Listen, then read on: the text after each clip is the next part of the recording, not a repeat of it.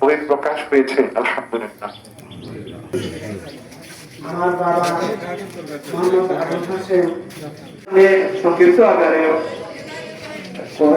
মেয়েদের বড় ছেলে রিশাদ শিমুল আপনাদের কাছে দুটি কথা বলবে। বিসমিল্লাহির রহমানির রহিম। আসসালামু আলাইকুম সম্মানিত মুসলিম। আমার বাবা মোহাম্মদ আবুল হাসেম আপনাদের সুপরিচিত, আপনাদের সাথে উঠা বসা দীর্ঘদিন যাবৎ করে আসছেন। ওনার চলাফেরা, ওনার কোনো কথাবার্তায় আপনাদের যদি কোনো মনে কষ্ট থাকে আপনারা ওনাকে আল্লাহর বাস্তে ক্ষমা করে দেবেন। আর আমার বাবার কাছে যদি কেউ কারো কোনো লেনদেন থাকে, আমরা 3 ভাই আছি, আমাদের 3 ভাই থেকে যে কোনো এক ভাইকে জানালে আমরা ইনশাল্লাহ আমরা সমাধান করে দেব।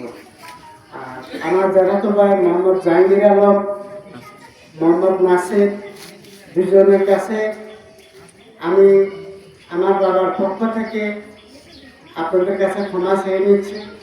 আপনাদের সাথে যদি অতীতে কোনো কিছু থাকে আপনারা আমার বাবাকে ক্ষমা করে দেবেন। আপনাদের চাচা হিসাবে আপনারা ক্ষমা করে দেবেন। এগুলো আমি আমার বক্তব্য শেষ করছি। আসসালামু আলাইকুম। আমরা দুঃখিত কথা বলেন। আমার দাদা আমাদের বাড়ি প্রায় 30 বছর ঢাকাতে ব্যবসা বাণিজ্য করছেন।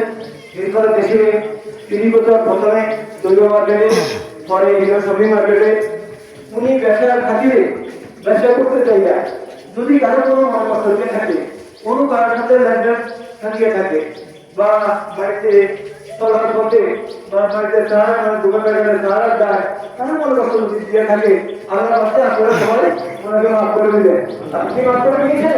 আমাদের বাড়ির পক্ষ থেকে আমাদের পক্ষ থেকে আমি আপনাদের কাছে তোমাদের একটি উল্লেখ করে দিতে। আর আজকে জানাজা পড়াবেন আমাদের লাঠি এই চরমা সাহেব সাহেবের নাতি সাহেব সাহেব।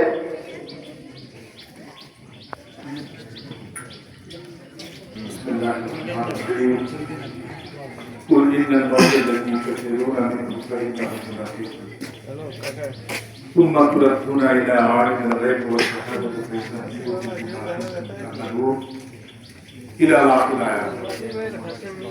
السلام عليكم ورحمة الله تعالى وبركاته. وعليكم السلام. সালামের জবাব তো লাগে না হলে গুনাহগার হইতে। আমরা কি নাকের জন্য এসেছি না গুনাহের জন্য? তাহলে জবাব দিতে হবে। জবাব ওয়াজিব। ওয়াজিবের কোনো কাফারা এমনও হয় যেমন বিতরের নামাজ ওয়াজিব, না পড়লে ফরজের সমান কাফারা দিতে, ঠিক না বেশি? ওয়াজিব তরফ করে পড়াশোনা করেছে। সালাম আবার দিচ্ছি, সুন্দর করে সবাই জবাব দিবেন। আসসালামু আলাইকুম ওয়া রাহমাতুল্লাহ ওয়া বারাকাতুহু।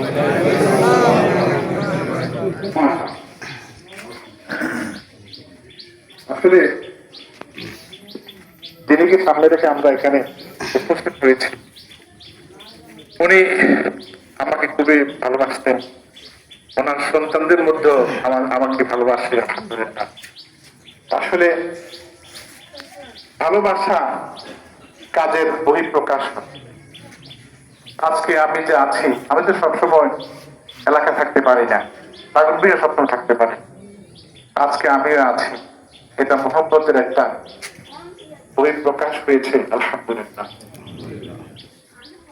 আল্লাহ পাকের সাথে কুল ইন্নাল মাউতাল্লাযী তাফিররুনা মিনহু ফাইন্নাহু মুলাকীকুম।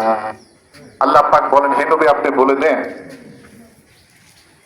মৃত্যু থেকে যারা বেঁচে থাকবার জন্য দুনিয়াতে চেষ্টা করছে, বলে দেন না, বেঁচে থাকা যাবে না।